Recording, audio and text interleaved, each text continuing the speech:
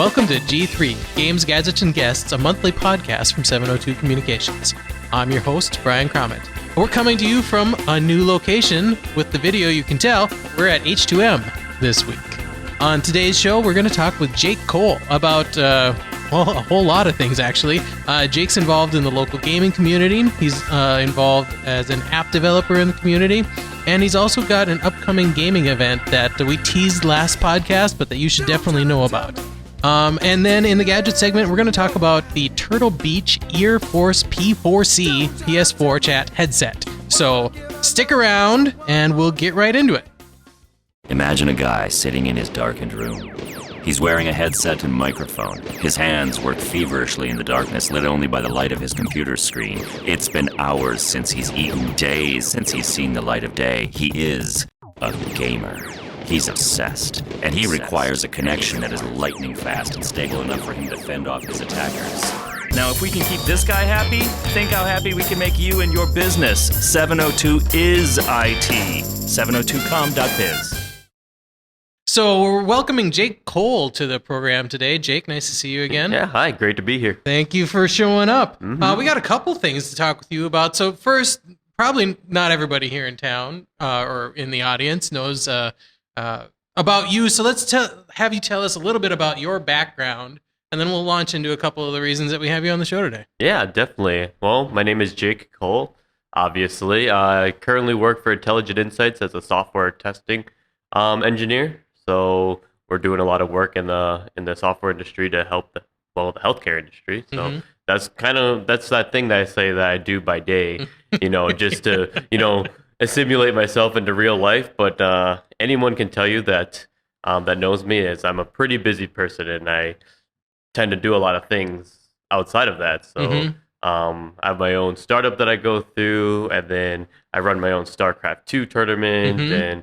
I always tend to find a way to get involved with some sort of project and find myself doing that to the early wee mornings of the hours of the morning. Yeah, there we go. That's what I wanted. Yeah, I originally met you probably in two of those segments almost simultaneously. Because when we first started the gaming meetups, you were there because you were interested in that because you got the StarCraft interest. Right. But then I also met you in and around Million Cups. Because you were just about to debut your app that you just talked about, and so we've had several things to talk about and several reasons to get together. So, why don't we talk a little bit just about your app first? Yeah, for people that don't know about that. Yeah, my app Clink is it's an application that's meant to help people, meet people. It's to kind of help people jump over the hurdles of just going up to someone and meeting them. So not many people would have the courage to just kind of go up and be like, "Hi, you look like a fun person. My name is Jake." They just can't just go up kind of do like a cold approach, as like some of us would kind of explain it in kind of rough terms like that. But with our application, what you can do is that when there's other people using the app around you and you use our app, it'll actually throw you in like an icebreaker experience where it'll show like a little, like a silhouette of a symbol, so like a star or maybe like a moon, and then like a color, and that looks like a flashcard on your screen, and you go find that person that has that same flashcard, and then it prompts you with questions that you've preloaded before you're meeting people, and that should hopefully spur the conversation on. So. No, yeah, I saw you demo it at Million Cups, and then when you were talking about it, I downloaded it and I booted it up, and I think it's a great idea. Something you might not know about me is, though by day, I'm this outgoing personality, and it's kind of my job to go meet everybody. Right. If I'm in a room and I'm not like on, I would just as soon be the guy standing in the corner with a drink, waiting for somebody to approach me too. So it's something like that, that just gives you that little excuse, to go create a conversation, I think is great. And it's not just for gamers, if we want to, to that to that stereotype that we're all fairly, reserved, but it's also this part of the country, right? Everybody here is really nice to the extreme and also fairly shy, right? It's Yeah. hard for people to meet each other. Right. So no, I think that there's a great market for something like that. So have you seen, a lot of users on that? Is it growing, or do we need to push that out there right a little now, more? yeah, I think there needs to be a little bit of a push because when you're a startup, there can always be a little bit more of a push. But we've been working with a couple local events, and the way that we're kind of approaching right now is we're instead of just blasting the app out to anyone that wants to use it. I mean, anyone can use it because you can download it, but we're kind of just trying to start targeting specific user groups and being like, okay, how does this user group respond to when they use it? Like, we were just at MSUM about a month ago in a business 101 class presenting about entrepreneurship and our application actually, and it was really great to see 85 freshman students running around using our application at the same time. It was a little chaotic actually, but it was right. great because it was the very beginning of the year. Most of them never met each other, and it was one of those things that in the beginning it was me opening up saying, "Hi, my name is Jake," and giving my pitch. And then I was like, "Do you guys have any initial thoughts or any questions?" And maybe one person like raised their hand after like 5 or 6 seconds of awkward silence. And Right. Yep. by the time that we were done going around clinking it was probably like a good 20 minutes, people were just asking questions like that. Yep. Because suddenly the ice was broken and people were comfortable, and and they'd started thinking about it, and figuring out different applications where that might be great. And honestly, I don't remember now if somebody said this during Million Cups or if this was just something I thought, but like college orientation, I mean that would be a great right. or getting together in the dorms for the first time, clinking on your floor, for instance, just meeting people outside your roommate. I think there's a great application for something like that. Or something else, at gaming meetups, like we were just saying, because as gamers, by nature are we like to think that we're as good as anybody, and we're sometimes intimidated by other people who might be better than us, and we don't really put a persona, a real life persona to a person's avatar or whatever. Yeah, right. And so I definitely see that being a cool thing in that too. So let's talk a little bit then, switching gears. Well, no, before we switch gears, where can we get your app again? Yeah, you can actually download us on iOS and Android. Just go to the appropriate Play stores and download or search for Klink. That's KLINK, and it should be a brown little icon with a K on it. You can download us there. Or if you're an unfortunate person that has a phone that's not widely accepted by the general mass population. Are you talking about a Windows phone? Blackberries too. Okay. Or you can use like if it's a computer you're using, technically you could run around with a laptop, though that might be a little weird. But we have a web application on our website, and that's just letsclink.co. Okay, awesome. So let's launch in then to talking about your gaming background. Because you've got some stuff that's going on right now that people might want to know about. So why don't you tell us about that? Yeah, well, always grew up playing video games. Super NES were always in my household very early on in my youthful years, and so definitely like that. Got exposure to that. It was something I could connect with friends with, and so as the consoles grew to be more powerful, I just jumped with it. So you had your NES, it went to Super NES, and your Nintendo 64 came out, and that was groundbreaking. But then Xbox was groundbreaking, and then it just kind of continued from there. But right now, I think if we were to say capture like a state of Jake, definitely more on the PC gaming side, but specifically my game of choice is StarCraft 2. StarCraft 2. Yep. Real-time strategy game that you're doing the same thing as your opponent at the same time, and your job is to build up an army and a base or multiple armies and bases and go take out the other player. So if you had to compare StarCraft 2 to another game that's out there right now that people might know, I mean, what would be like a contemporary or similar game to it? Yeah, well, a lot of people are very familiar with the Age of Empires sort of franchise. They have some weird free-to-play game that the franchise is currently working with right now, but kind of the older ones, that would be a game that's similar. or let's see, Warcraft series. Not the MMO, but that same universe technically was originally an RTS game. So that series is one that a lot of people would be acquainted with, and there's just a variety of games out there that they're not. They're less of the real time now, but they're more either like turn based or they're kind of more. They just have different mechanics with that too. So I know mobile gaming is really big on having those kinds of strategy games too. But Yeah, we were talking before we went on the air here about the old Warcraft and the old StarCraft, because that was really my only exposure to StarCraft was the original one, because that is really the last time I was a PC gamer. Was probably about yeah, 15 years ago or something like that. When I just decided to get into the Xbox and decided consoles have great titles and it's cheaper than trying to keep up your gaming PC, frankly. But those were a lot of fun. I enjoyed those a lot.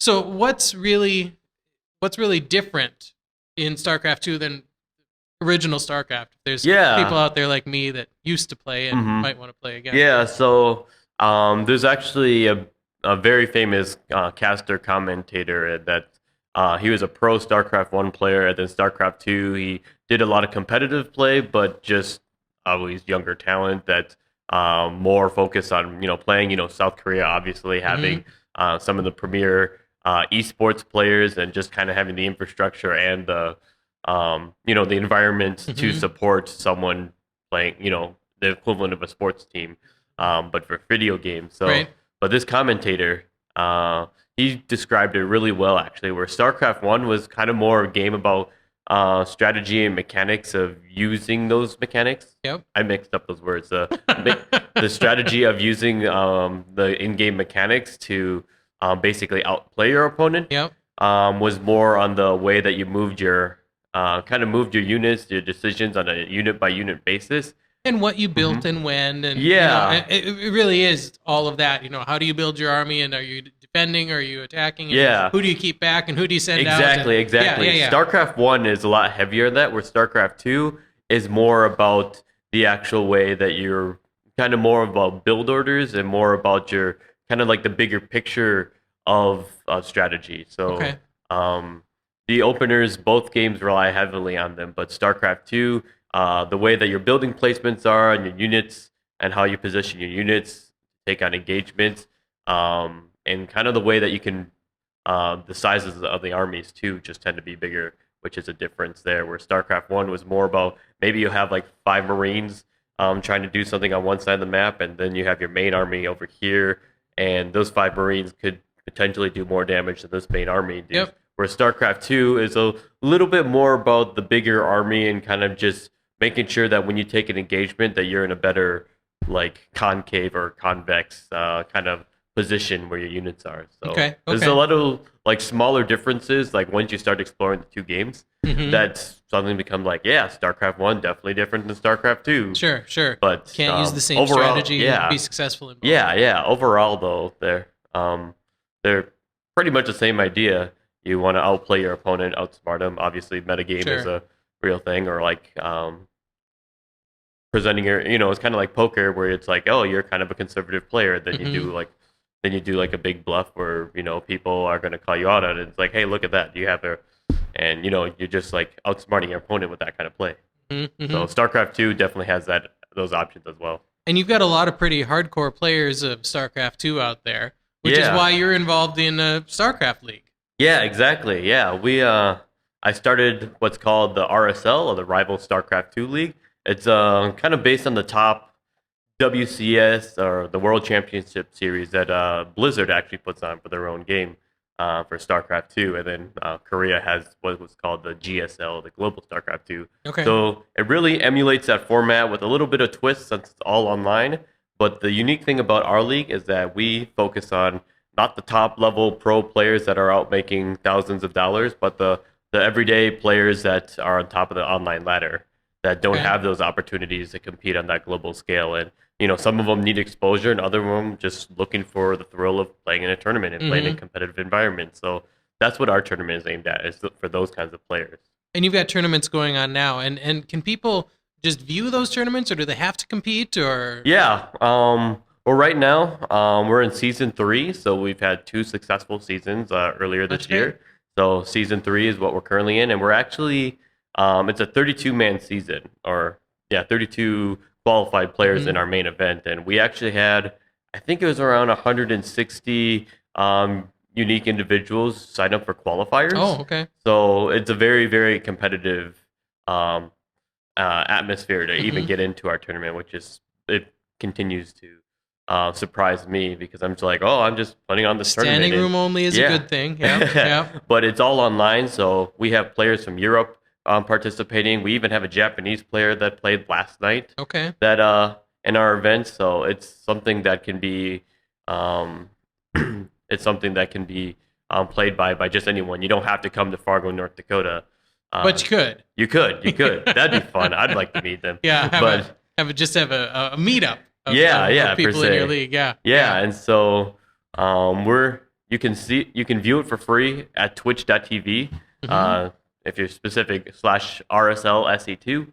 And so we generally have these, they're anywhere between 3 to 4 hour broadcasts, or sometimes it gets up to 5 if it gets really, really super intense and lots of games being played out. But you can view it for free and follow up with us. So where are you at in the bracket now? Yeah, so our tournament is set up so we have 32 players, and the first 2 rounds, so we call it the round of 32, and the round of 16 is called the group stages. And these groups, 4 players are put into a group, and you basically have a double elimination bracket within that group to decide which of those 2 players, which 2 players out of the 4 will move on to the next round. And then, so it turns out to be like 5 best of 3 series. Okay. And so we're actually in the second round of that, so the round of 16. Okay. And then once we have all of our players from the round of 16, we'll go into a formal single elimination, your standard bracket. Okay. So right now is a good time if people are interested to get in and see some strategy and get a feel for the game and get a feel for the players that are out there that are at the top of the game that are in your tournament here. And if at the end of all of this, somebody's thinking, I'd really like to get into the next one. When's the next one scheduled? Yeah, well, we actually. Or is that too far out? That's a little too far out. Okay. The third expansion, actually. Well, the second expansion, the third chapter.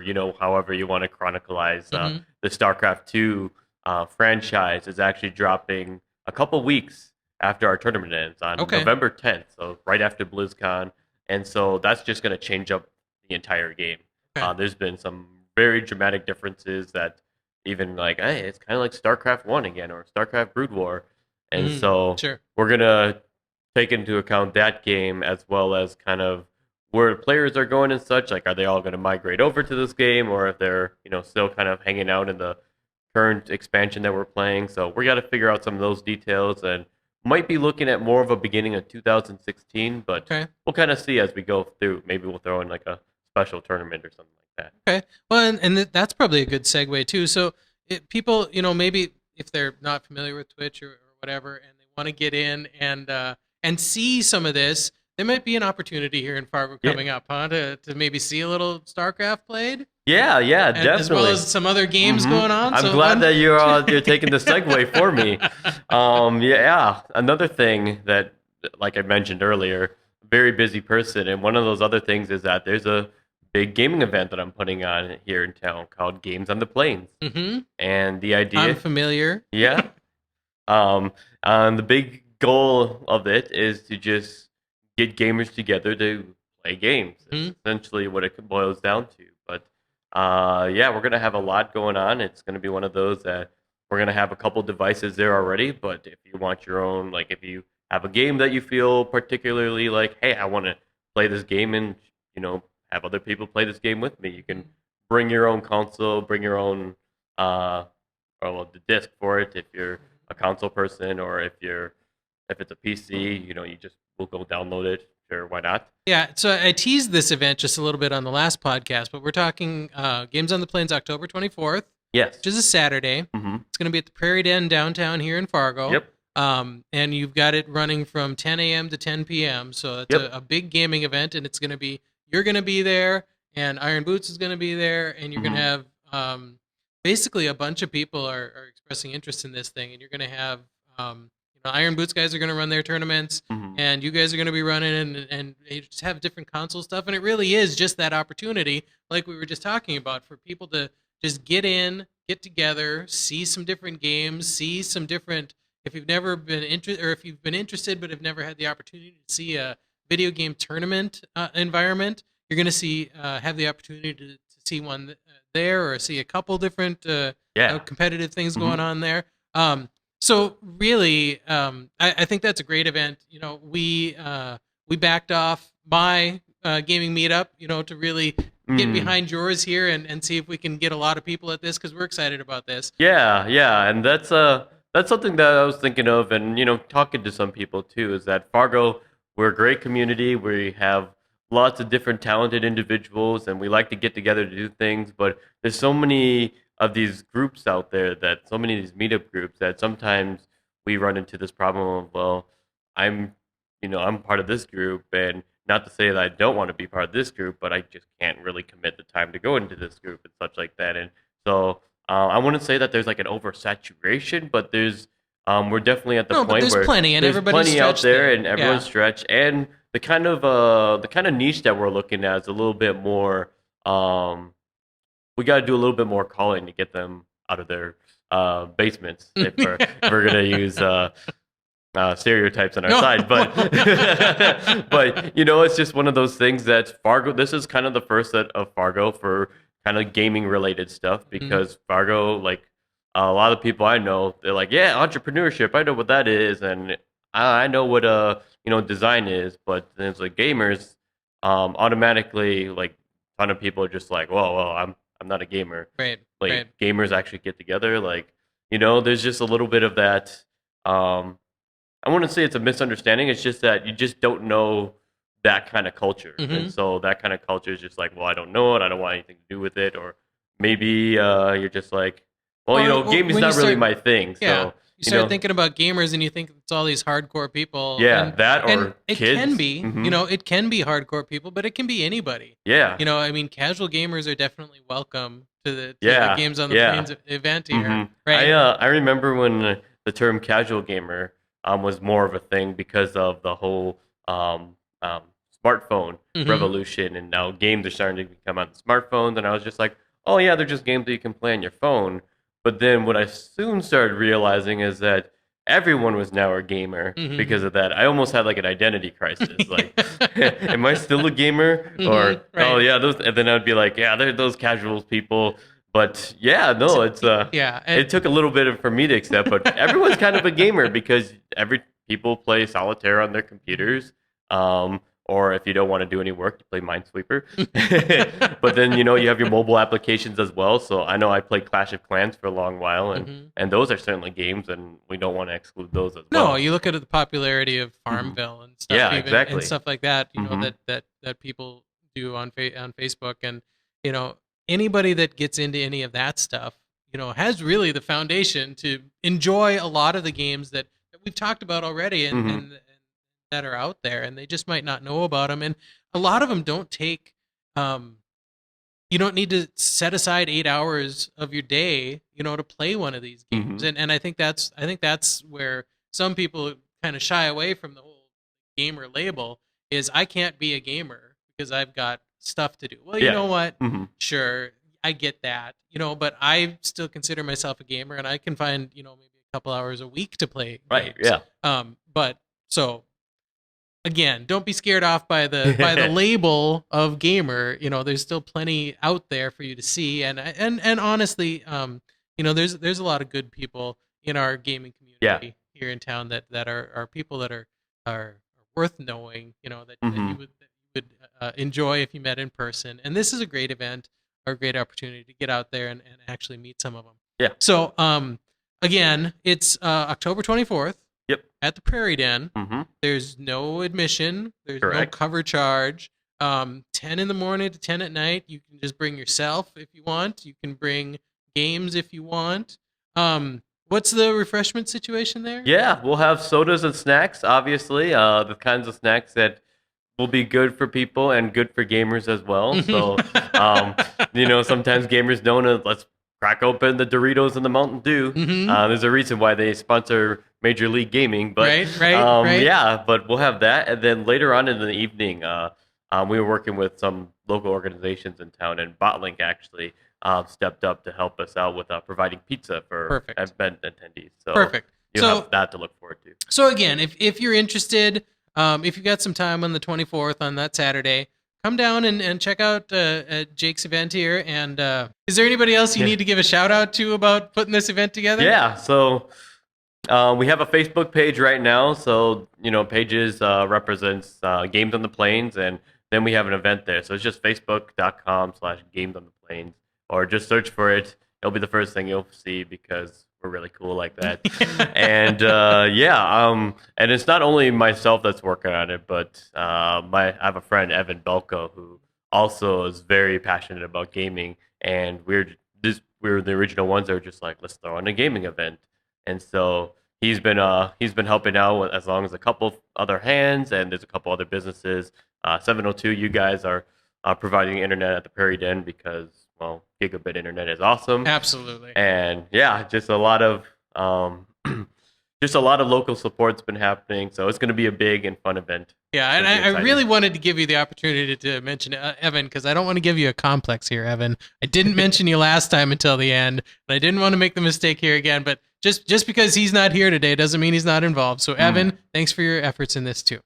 But anyway, good to see you, Jake. We're looking forward to the event, right. And I've got information on the Games on the Plains on 702's page as well. And so check out your Facebook page, check out my Facebook page, and look around town. We've got billboards up and we've got posters up, and come to the event. It's going to be a lot of fun. Yes, agreed. Thanks for being on the show today. Yeah, Good definitely. to see you again. Thank you. Good to see you too.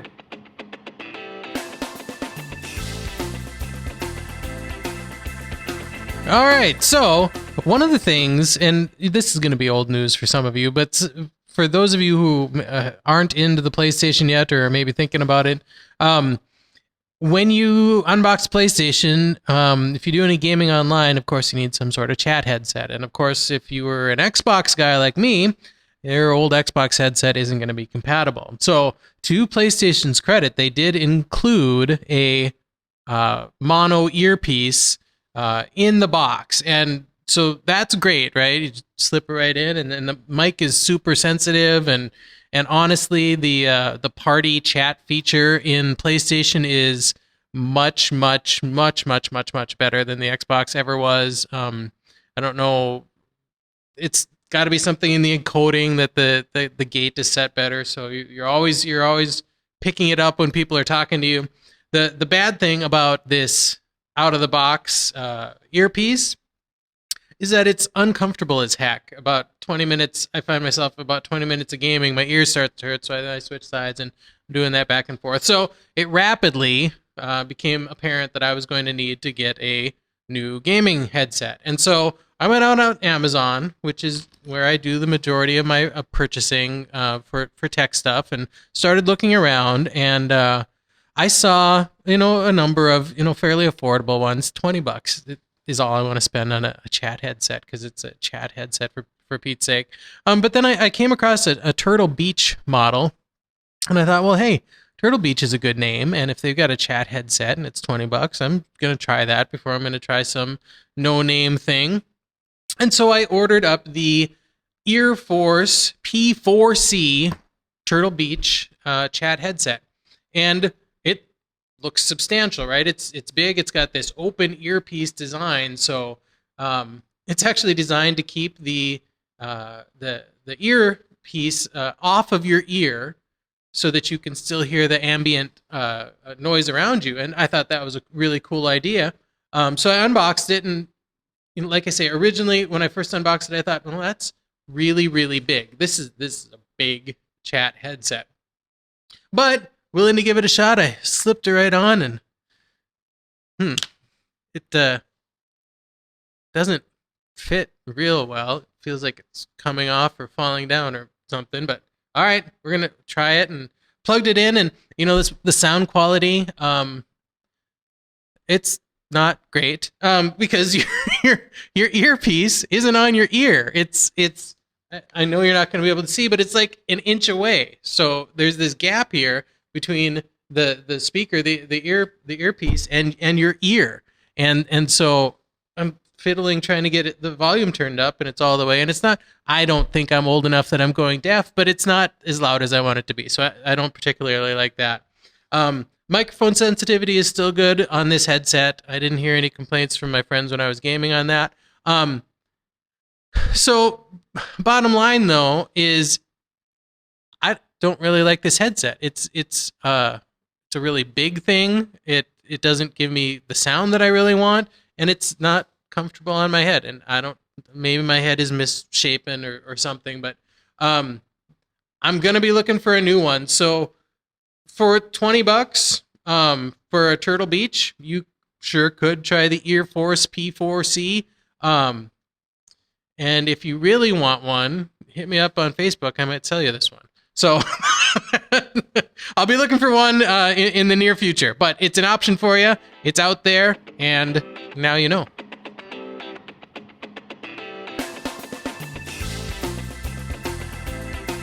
And that's it.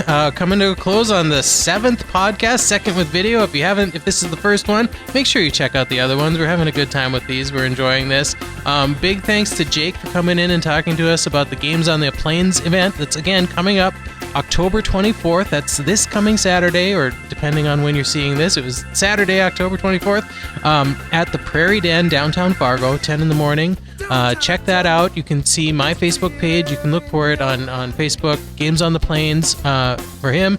Or like I say, we've got it all over Fargo. So look for the posters, look for the billboards, and get out and meet some people, play some games, have a good time. We will be back next time, and until then, game on.